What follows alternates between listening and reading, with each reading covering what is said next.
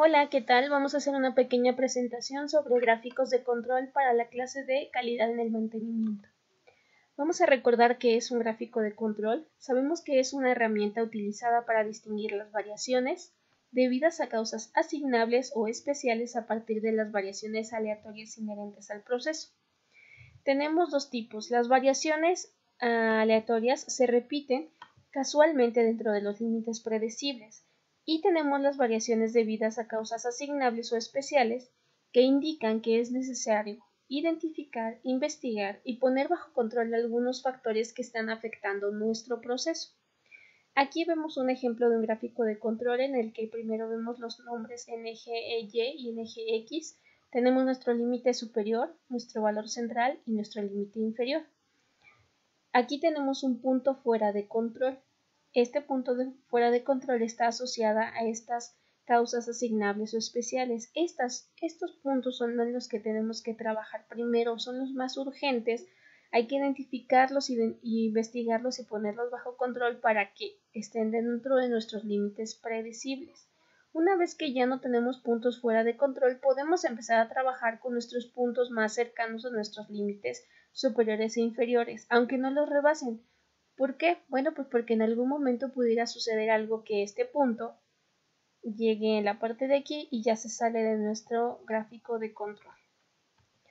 Esta es una gráfica similar, pero está en inglés. La intención es nada más que ustedes asocien un poco también las palabras en inglés para que también conozcan esta parte. Dentro de la industria se utiliza mucha bibliografía, mucha herramienta en inglés y ustedes tienen que tener también esa parte del conocimiento. Tenemos igual los nombres de los ejes en X y en Y.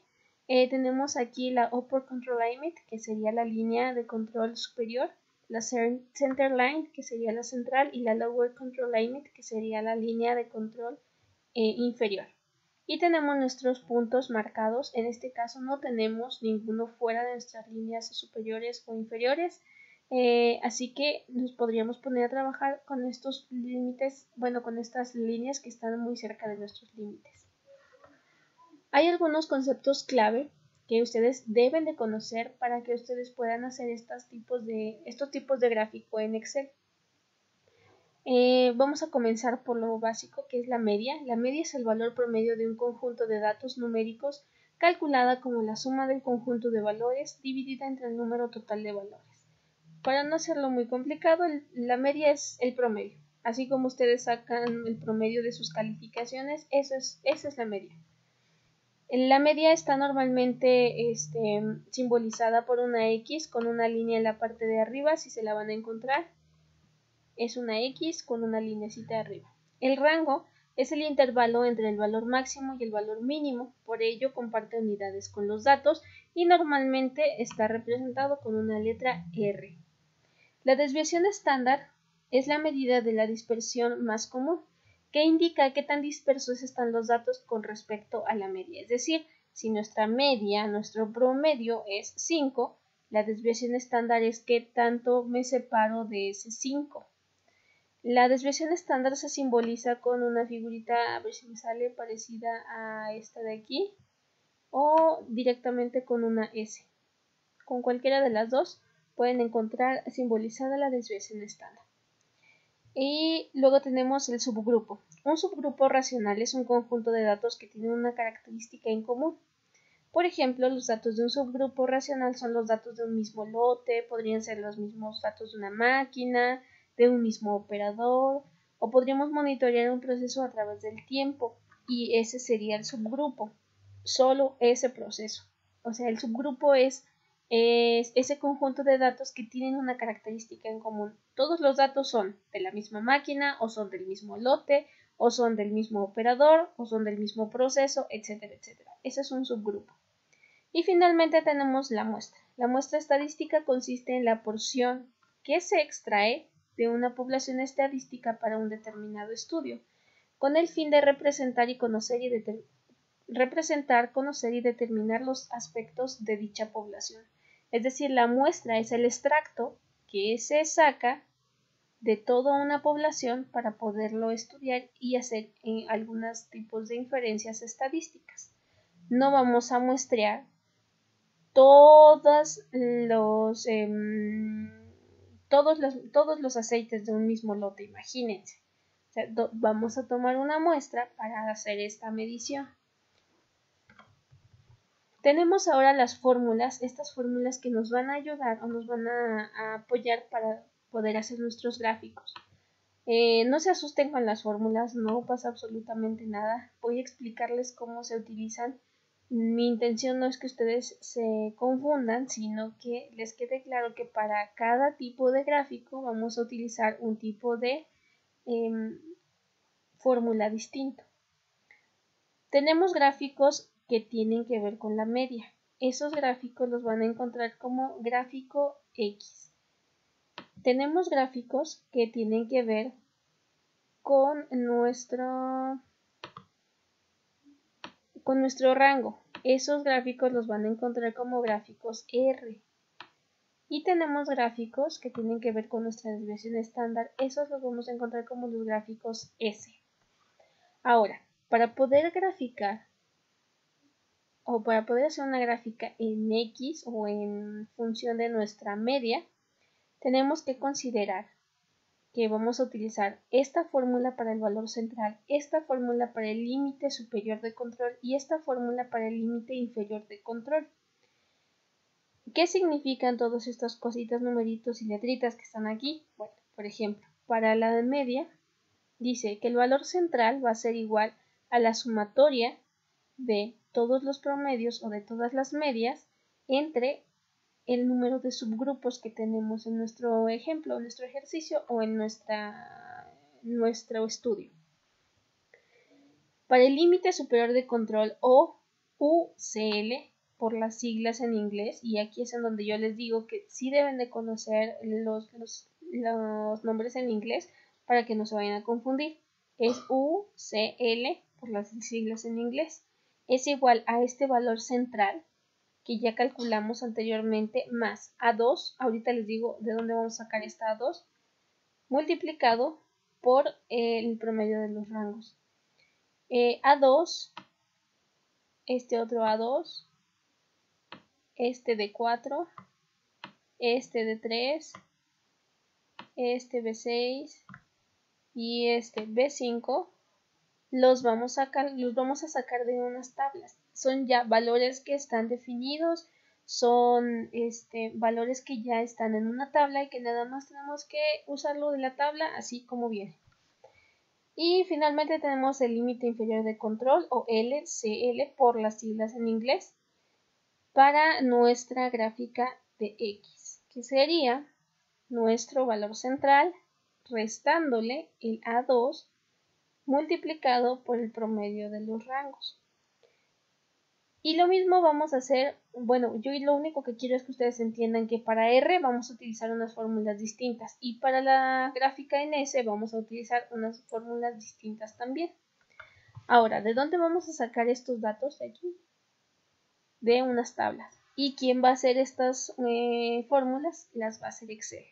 Lo único que yo necesito es que ustedes sepan, que conozcan que es una media, que es un rango, que es una desviación estándar, para que podamos ir jalando de allí los datos y decirle a Excel que haga todas las operaciones para que nosotros no tengamos que preocuparnos. Esta es la tabla de factores para las gráficas de control. Aquí es en donde vamos a encontrar nuestro diagrama para medias. Bueno, primero vamos a empezar desde el principio. Tenemos las observaciones en la muestra o la SN. ¿Cuántas veces se hicieron observaciones a las muestras que estamos presentando? ¿Se hizo 2 mediciones? ¿Se hicieron 3 mediciones? ¿Se hicieron 4 mediciones? 5, 15, 20, 25. Creo que esta tabla llega como hasta los 50. Es las observaciones o las mediciones que se le hicieron a cada una de las muestras. Y tenemos aquí ahora sí el diagrama para las medias, o si nosotros queremos buscar datos para nuestro diagrama de medias, recordemos que es nuestro diagrama en X, utilizaremos estos factores que están aquí. Aquí nos dice que vamos a utilizar el A2 nada más. A2, A2. Entonces utilizaríamos los datos que están aquí de acuerdo a cuántas observaciones vamos a tener de nuestra muestra. ¿Quién nos va a decir el número de observaciones? El problema. El problema que se nos plantee nos va a decir el número de observaciones. Luego, el diagrama para las desviaciones estándares. Esa es nuestra gráfica en S. Acuérdense, el diagrama para las medias es nuestra gráfica en X. El diagrama para las desviaciones estándares es nuestro diagrama en S. Regresamos aquí y vemos que en nuestro diagrama en S necesitamos los valores de B6 y de B5. Entonces aquí en esta parte vamos a encontrar B6 ¿están? Y B5. Aquí está. Pueden ser cualquiera de estas dos. Ya una vez sabiendo nuestra cantidad de observaciones vamos a elegir nuestro número. Y finalmente el diagrama para amplitud. Amplitud es lo mismo que rango, entonces sería nuestra gráfica en R. Sería esta de aquí y vamos a utilizar el D4 y el D3. D4, D3 y aquí los tenemos en esta parte. Esa es la forma en la que vamos a utilizar la tabla en general. Ahorita vamos a ver un pequeño ejemplo para que ya podamos ir aterrizando todos nuestros conocimientos sobre un ejemplo específico. Y dice, en la fabricación de discos ópticos, una máquina metaliza el disco. Para garantizar la uniformidad del metal, para garantizar la uniformidad del metal en el disco, la densidad debe ser de 1.93 con una tolerancia de más menos 0.12. Tienes que realizar las gráficas de control X, R y XS. Vamos a entender primero la tablita que nos viene ya junto con el problema. Es decir, esta tabla ya viene aquí junto con el problema. Esta tabla no la hice a partir de estos datos que están aquí, sino que es parte del mismo problema. Nos dice el número de subgrupos que tenemos. Tenemos desde el 1 hasta el 15.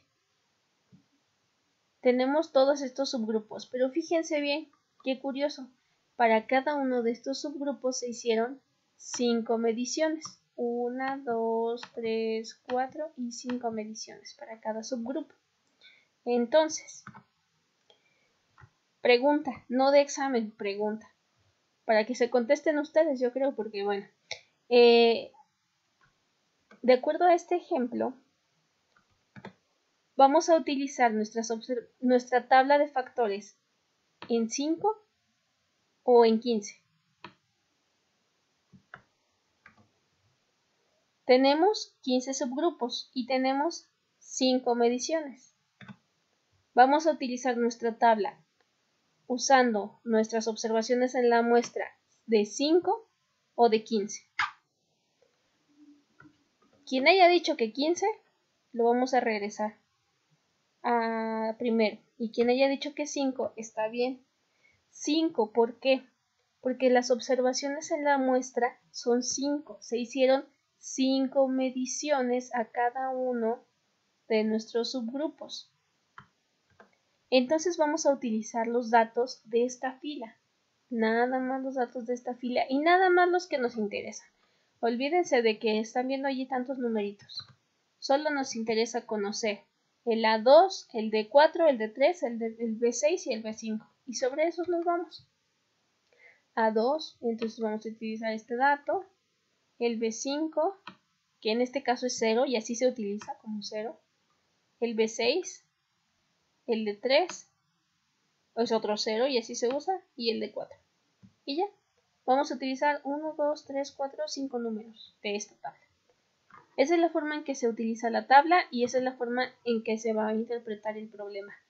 En el siguiente video les voy a decir cómo resolvemos esto en Excel.